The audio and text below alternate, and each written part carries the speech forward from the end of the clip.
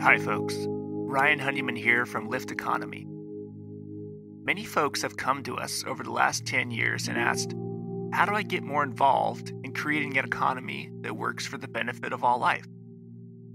They also ask, what skills and experiences do I need to help make this transition? So 3 years ago, we created something called the Next Economy MBA to help address this and similar questions. Lift Economy's Next Economy MBA is an online course that's designed for entrepreneurs, aspiring entrepreneurs, students, recent graduates, employees, and folks who want to learn more about transformational next economy strategies and businesses. Join the growing alumni network of nearly 250 alumni who've gone through this program and learned essential skills and hopefully built lifelong relationships for catalyzing businesses in the emergent and regenerative economy. So we encourage you to check out our course. You can go to lifteconomy.com/MBA. The next course, Cohort 7, starts on September 21st, 2021. So once again, go to www.lifteconomy.com/MBA. And now, on with the show.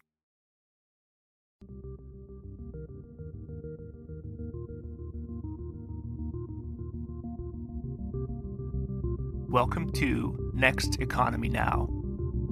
The goal of this podcast series is to highlight the leaders who are taking a regenerative, bioregional, equitable, democratic, racially just, and whole systems approach to creating the new economy.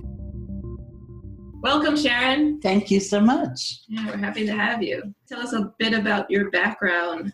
Well, I went to India in 1970 as a university student, and I went specifically to learn how to meditate. And it was something I'd heard existed in the world through an Asian philosophy class when I was a sophomore, and I just got captivated by the idea of learning how to do it. So I went off to India. I was kind of like my junior year abroad, and I ended up staying a bit and then coming back, finishing college, going back to India. And I finally came back in 1974 as a meditation teacher because one of my own teachers had told me to teach. And so, of course, in those days, it was extremely rare and not talked about, maybe not highly thought of either, which is in very strong contrast to how people usually respond these days. You know, back then, if I said I was a teacher of meditation, say at a party or some social situation, people would kind of go, oh, like that's weird. Or, every once in a while somebody would say to me, did you meet the Beatles over there?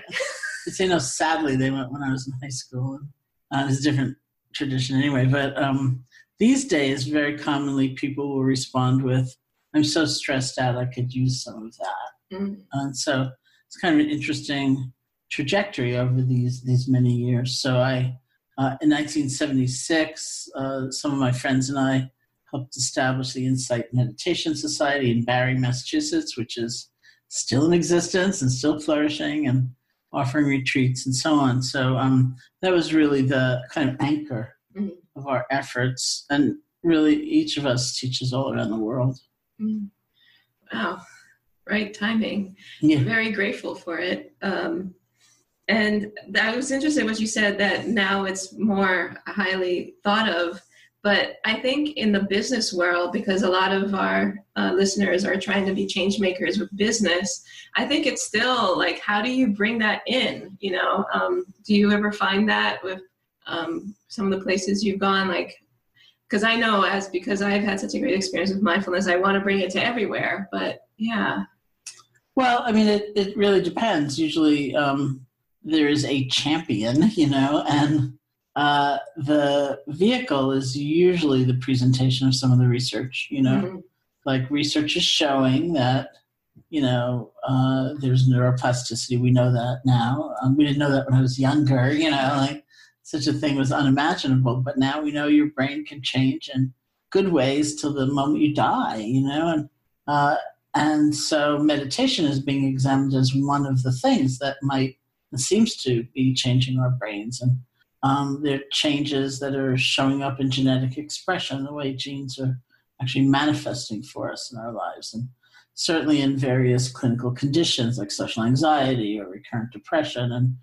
And then there's this whole strand of examination about the possible role of mindfulness or meditation in better decision making and kind of leadership functions that we normally identify, having a broader perspective about things, not being so stuck, and certainly better communication and seeing unconscious bias and, all kinds of things seem to be affected by.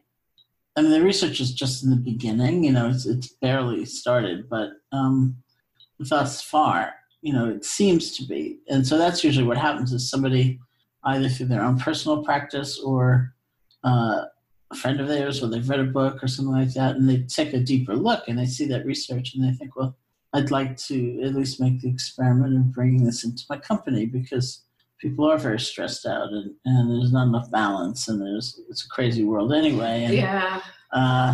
And so commonly that's the way it happens. Yeah. Yeah. It's great how science is helping us respect things that before it's easy for this culture to disregard. Mm-hmm. Yeah. And in your experience, what has been some of the success stories of the impact on leaders and business? There have been so many different kinds of manifestations. I've seen one of the things I like to ask people if I go into a company, sort of moving toward a different understanding of compassion. Compassion as a strength, not as a weakness. One of the things I tend to ask people is, how many other people do you think need to be doing their jobs well for you to be able to do your job well? Mm-hmm. Because really, we function in an interdependent universe. If you're a surgeon, you're awfully grateful that housekeeper cleaned the operating theater, and, if you're commuting, you need that bus driver or airline pilot, to be paying attention. And, we really do rely on one another. And so that's one of the shifts. It's more of a sense of we and a sense more of being a team. And that's been evident in like sports teams who practice mindfulness and, all kinds of places. I've seen for individuals, there's a kind of humility and vulnerability, which I think is very good. Not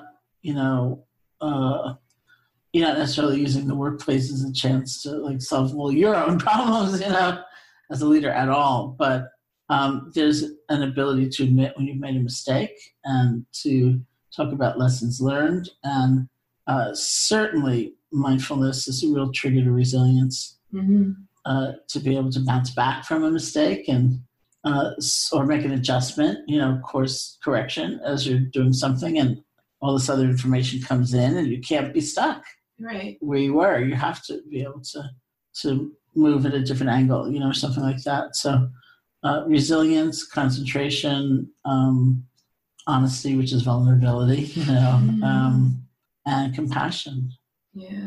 Yeah, I resonate with everything you're saying. It's a kind of a paradox. Like, it's important that you care about your work, but I think one of the things that mindfulness gives me is this sense of I'll be okay even if this doesn't work out the way I want. Mm-hmm. And because of that, I have even more courage and ability to meet things with all of me.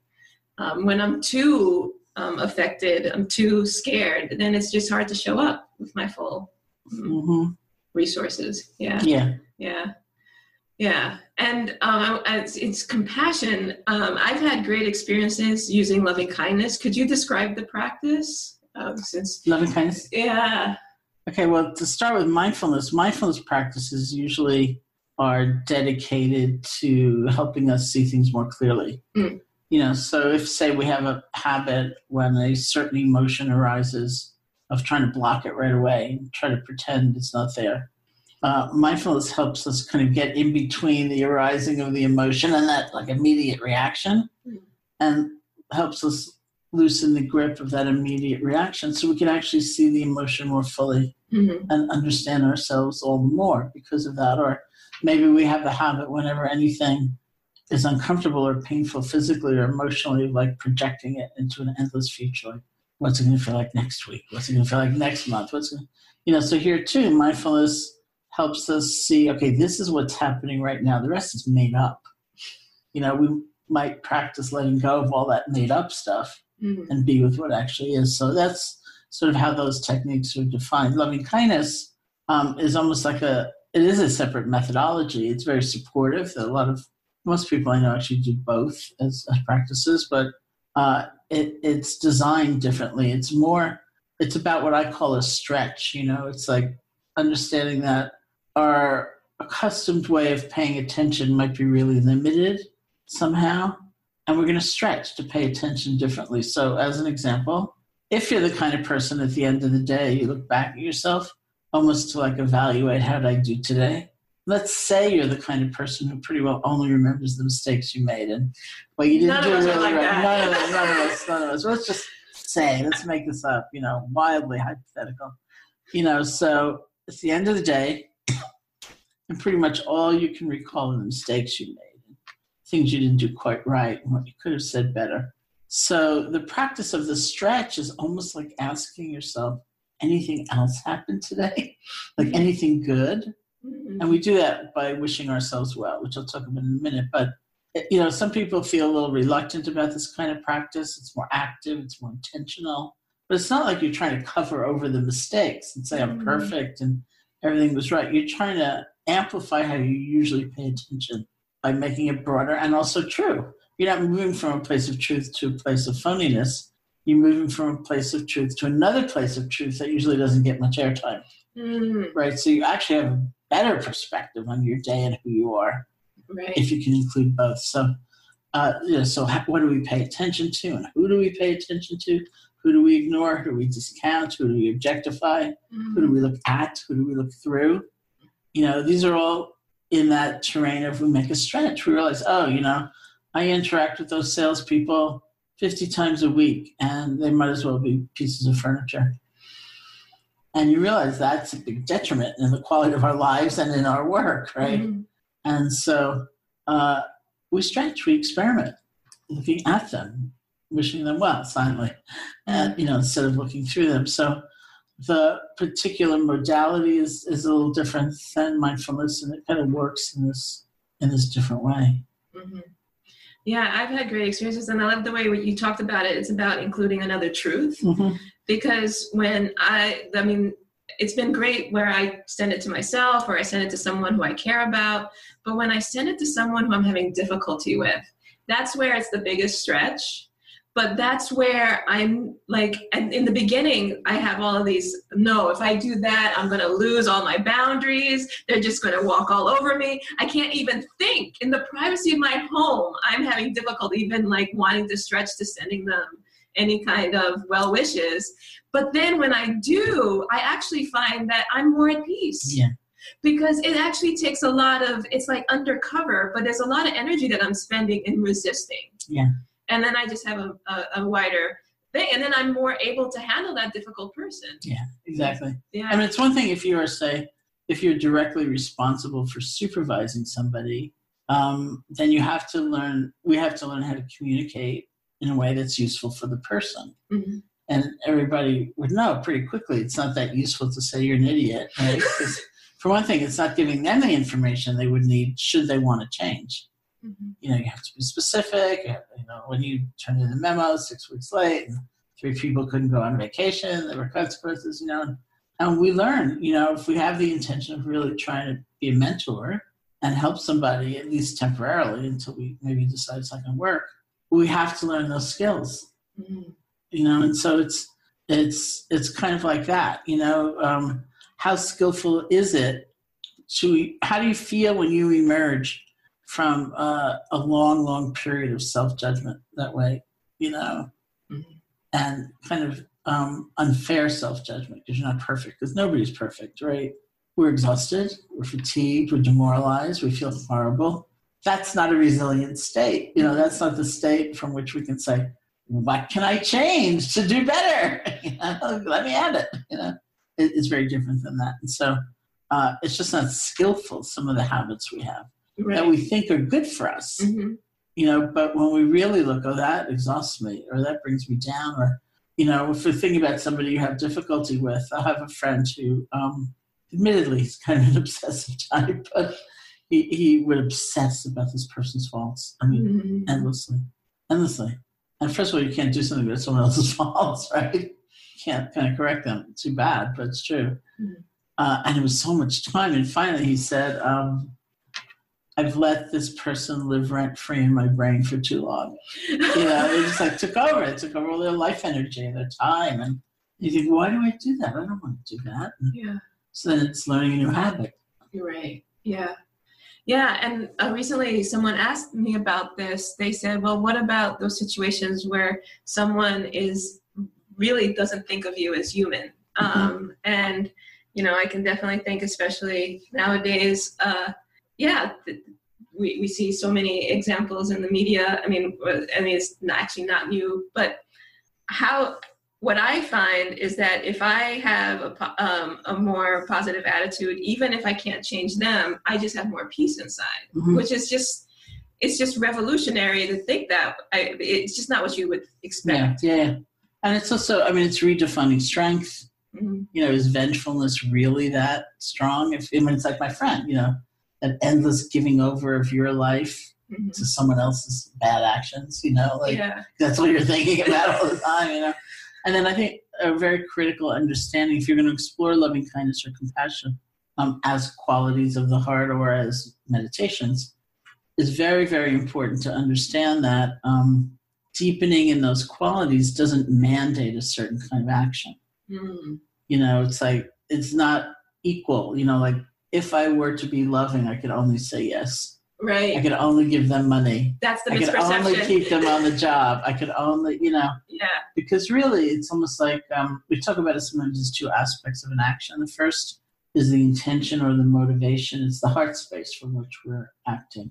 You know, if I were to give you a gift, it could be from any kind of motivation, right? I could give it to you because I like you, or I give it to you because I see you have this other thing that I want, and I think, hey, well, I'll give you this, you'll give me that, or your TV camera's on me, or maybe I think you won't figure out how to use it. It's driving you insane, and I don't like you, and I hand you the gift, you know. It's like, same smile, you know, but it's coming from a different place inside. So that's the place of our inner peace or turmoil. That's the place of our wanting to wish everyone well compared to wanting to grind someone into dust, you know. And only we can know our own motivation. But the second aspect of an action, we call like the skillfulness or the unskillfulness of the execution. That's almost like mindfulness of a bigger picture, mindfulness of context, for one thing. You know, maybe I want to give you this gift and it's coming from a really good motive inside, but I look around and there are 50 other people in the room and I think, well, maybe this is best done privately.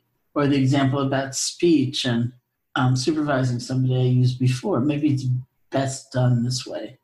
And we won't know for sure when we make mistakes, but I call it our best guess at the most appropriate way to act, which is always based on that context. It's that moment, that relationship, that context. So maybe out of, you know, you have a strong sense of empathy for somebody asking you for money on the street. Maybe you give it to them, maybe you don't. You know, lots of other factors. I've had friends, for example, deeply committed to their own sobriety, which was new. And, you know, they said to the street person who asked us for money, I won't give you money, but we'll go into that deli and you can order anything you want. You know, or maybe you think, I need strong boundaries in this situation. You know, there's no balance here. I can't go on. Yes. And just give and give and give. That's very reasonable, right? That's using discernment and understanding in that second aspect. You know, what's the skillful thing to do? Maybe you need strong boundaries. There's such a thing as tough love. You know, there's such a thing as fierce compassion. So having a heart full of love or having cultivated strong compassion doesn't mean we're going to act in a certain way. There's freedom, there's creativity, there's intelligence, there's discernment, there's past experience.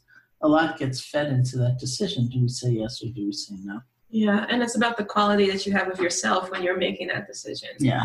Yes, which is, because I think being someone who wants to see the world different, when I'm in those morally ambiguous or in a situation where I'm like, oh my God, I have to hurt this person for a bigger cause, it's really hard. It's very hard. Yeah.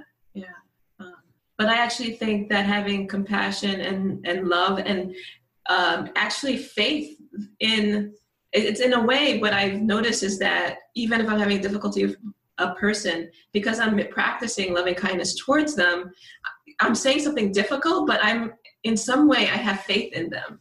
And so it doesn't feel that, and so then I feel like I'm still in alignment with my values. Mm-hmm. Does that make, yeah. Mm-hmm. So, yeah. And I know that you're very interested in change making. And I was just wondering, where do you see, like if in your ideal world, like if you had an ideal situation in a workplace, where would you see mindfulness fitting in? Like what would be the ideal workplace from your point of view? Mm-hmm. Well, it's interesting. I was part of this 4-year program bringing tools of yoga and meditation to domestic violence shelter workers. Mm. And we started, it's a place called the Garrison Institute in Garrison, New York. And, we started with frontline workers, and then directors and supervisors came to us and said, we want a program too. So then we had a parallel program for them. And the curriculum, the Garrison curriculum, has 4 components. One is mindful movement. One is meditation, both mindfulness and loving kindness meditations, and things like walking meditation and so on. And then there's a component of, we could call it, I guess people do, psychosocial understanding. It's like understanding what stress is, understanding the consequence of getting overwhelmed by stress, physiological consequences and in the brain, and understanding vicarious trauma. Mm-hmm. All kinds of things. And then the 4th component is really community building, because people, for all kinds of reasons, weren't really relating to one another. They weren't giving one another the support that they might have been able to because of various reasons. So it's those 4 things. And what I found with the directors and supervisors, once they got involved in the program, they came up with a phrase. Which I liked a lot, which is, they said that what they wanted to help bring into their workplace was a culture of wellness. And remember, culture can mean the domain or range of a culture could be anything. It could be your own body and mind. It could be your desk. It could be your classroom. It could be your team. It could be, it could be your company. And for each of them, every single one of them, interestingly enough, said they needed some physical space, just some place where people could chill. Mm-hmm. Completely like non-denominational. It's not like necessarily a religious place, but it's just some place where people can compose themselves and kind of get back in touch with their deeper values, things like that. And then there were different things, like one person said she wanted to grow a rooftop garden, and someone else said she wanted to bring in healthier snacks for her staff. And this one woman was kind of unforgettable to me. She said, she was a director or supervisor, and she said, I've decided that in order to help establish a culture of wellness in the workplace, I'm going to start taking a lunch break. And everyone in the room who did not work in a shelter was completely aghast. We said, you don't take a lunch break? Like, isn't it in your contract? And she said, it's in the contract, but there's never enough time. Mm-hmm. It's always an emergency. There's somebody suffering. It's like, I never get to do it. But she said, no, now I see I have to. Because I actually can't go on at this pace with this stress. Because we're meeting in retreats, and we're also meeting in between retreats. We got to kind of monitor her progress. So she came in maybe 3 weeks after the retreat when she'd made this decision. She said it didn't work. She said, I closed the door and someone crouched down and looked through the keyhole. They saw that I was in there, so I didn't get a break. Oh my God. And maybe 3 weeks later, we were together again. She came in, she said it worked. She said, I closed the door and I turned off the lights and I got a break. And I was like, I couldn't have been more proud of her. And I was looking at her and I thought, well, my guess is that the hardest part of that whole journey was realizing she needed it and she was going to go for it. Mm-hmm. That's not that easy, but it's a tremendous change. Mm-hmm. Right. We get so caught up in being efficient and having that we forget that we have to take care of ourselves, and being a break is part of being efficient. Yeah. So I would just like that kind of conversation, especially because I do work so much in organizations like that where people are dealing with a lot of suffering and stress. And of course, people are dealing with stress everywhere these days. But, I would just hope that could be part of the conversation, because we count on all these organizations and institutions and people kind of hold our world together, you know? Yeah, yeah. And I imagine it did have an impact on how effective they were and how, but I mean, because we live in a science world, it's not enough that you feel good and that everyone is happier and smiling more. You need to have the scientific evidence that they are. Yeah. So, well, you know, I'm not a scientist, and designing that research, I always think is very interesting, you know, because it also reflects the values of the organization. You know, so for example, what many companies ask for is less sick time. You know, I want to see proof that if I institute this program, people would be taking fewer sick days, and then there'd be, you know, whatever. But, you know, maybe it's good for someone to take a sick day. They need like a mental health day, you know, and they only become aware of it when they're that much more aware of themselves. And because they took that day off, they were able to work at maximum capacity for 5 more, you know, but we don't know, you know, no one's asking that. Like, was it a good thing, you know? Well, I think there are studies that do, and I don't have them at the top of my head, but there are people who have looked at how mindfulness can give people 30 minutes a day in terms of efficiency and things like that. But I like what you're saying, that even if it's not provable, that shouldn't be the only thing that we use to make those kinds of decisions. Well, the science is in its infancy, you know, and that's why, and one has to accept that, you know, it's just beginning. So for every study that comes out, there's, you know, a pretty rigorous look at, you know, experimental design and waitlist groups, or, you know, like who's the control group, and because this is like another level now. True. But I guess one of the blocks to that is this idea of professionalism. I mean, when you think about what's the barriers to bringing that workplace about, what do you think are the challenges? Yeah. Bringing mindfulness into the workplace, or creating that ideal workplace where you had yoga and you had these different conversations around well-being and what people could do. Well, I mean, I think obviously there's a professional ethic, and there's commitment, I assume, to excellence, you know, and if you're making a product, you need to make the product, you know, and not just communicate well, you know, or do yoga.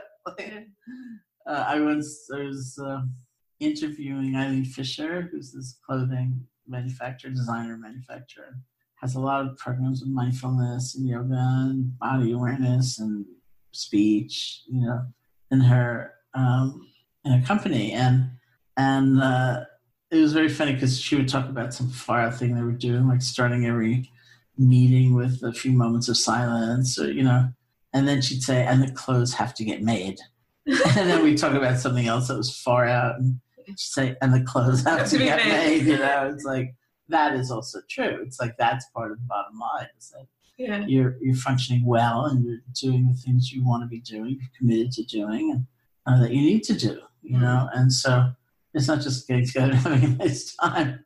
But I think there's a different sense of commitment, and there's a different sense of vision.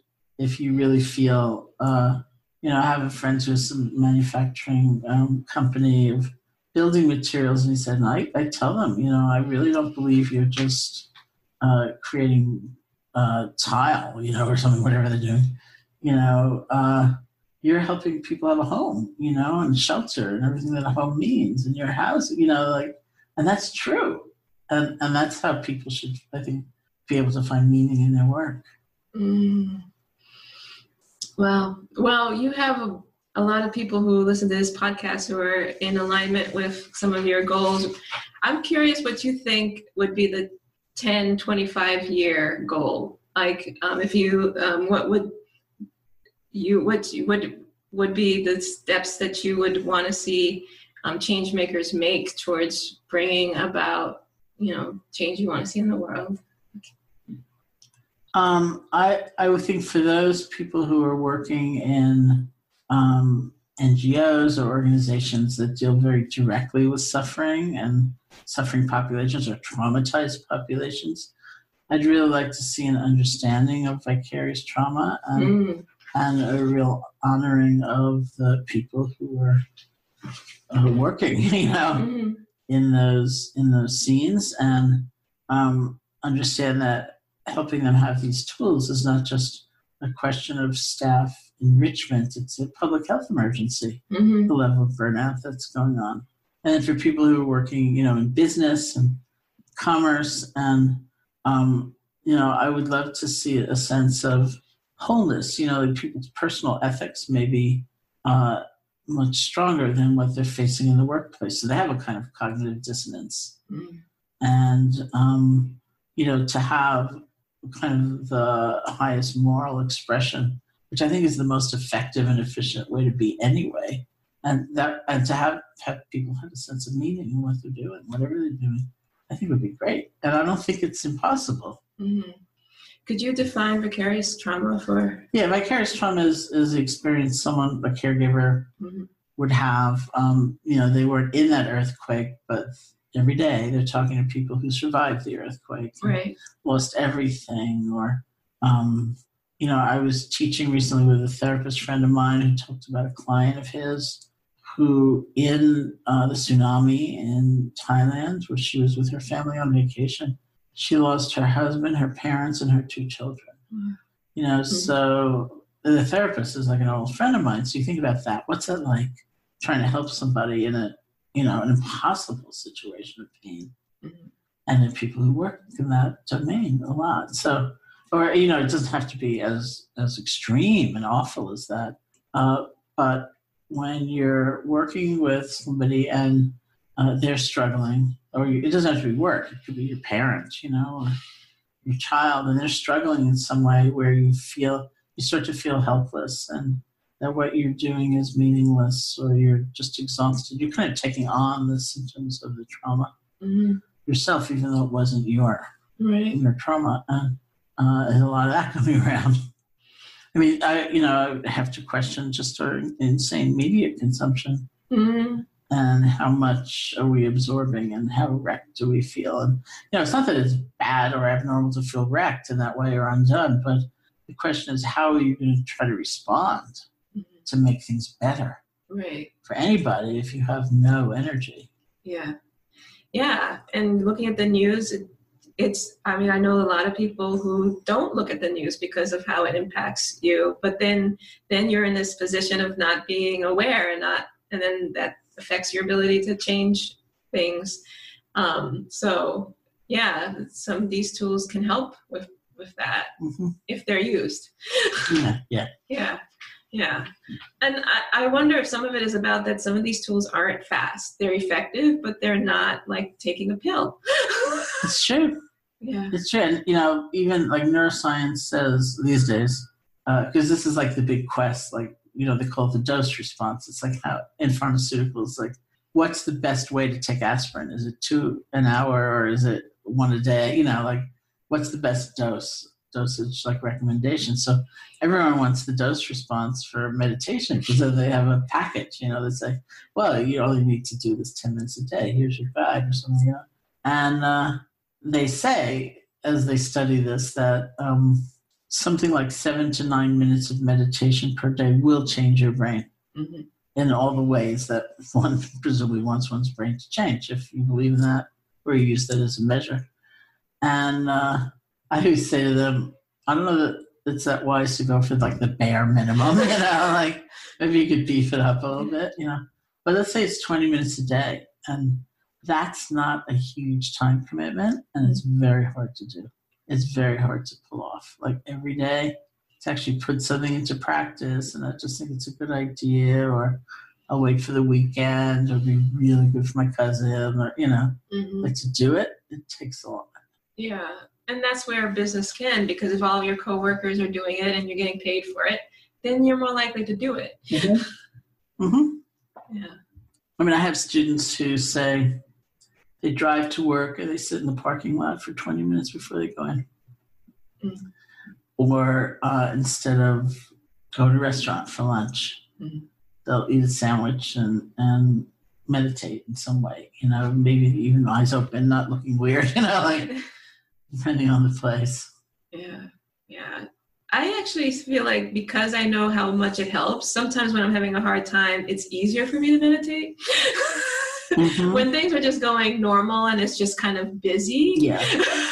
When I'm suffering, I'm just like, I'm desperate. Get me something now. Yeah.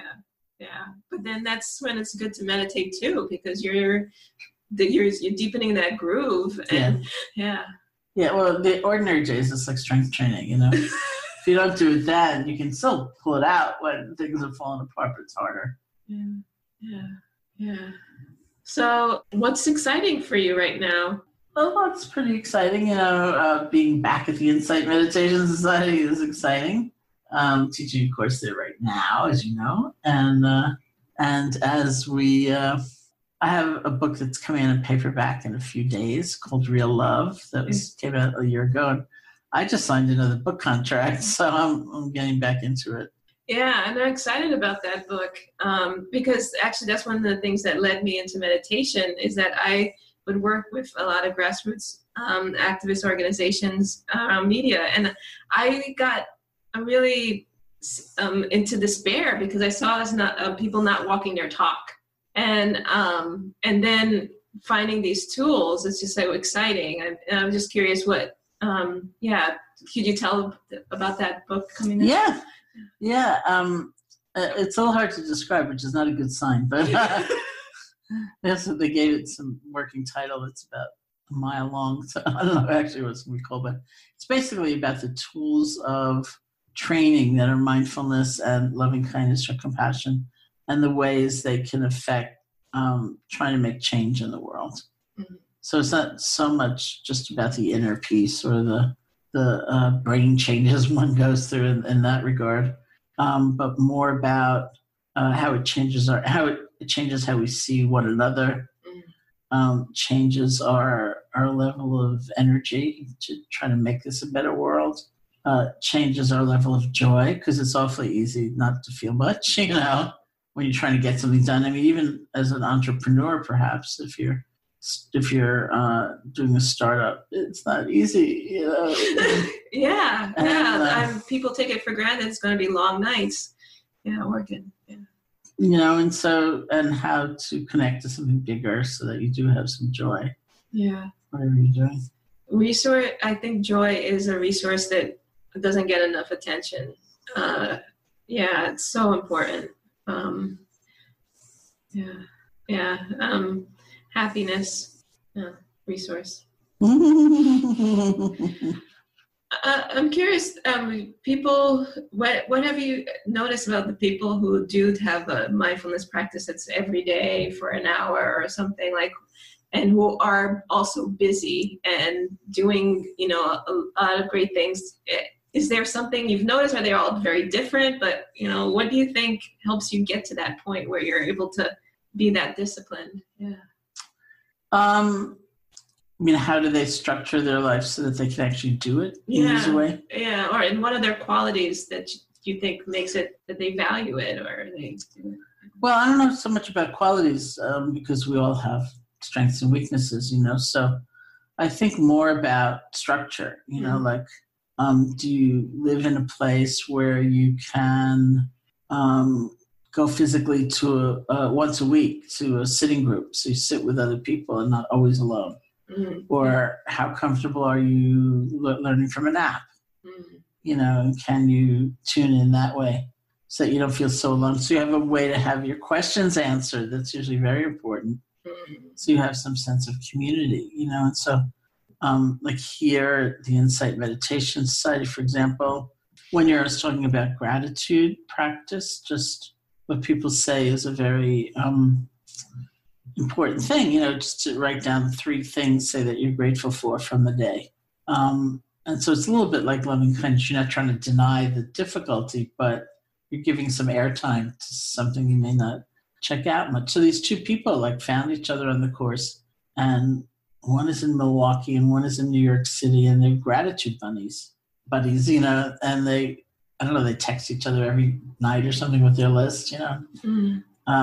So it's some way of having reinforcement and being able to go on and do the practice.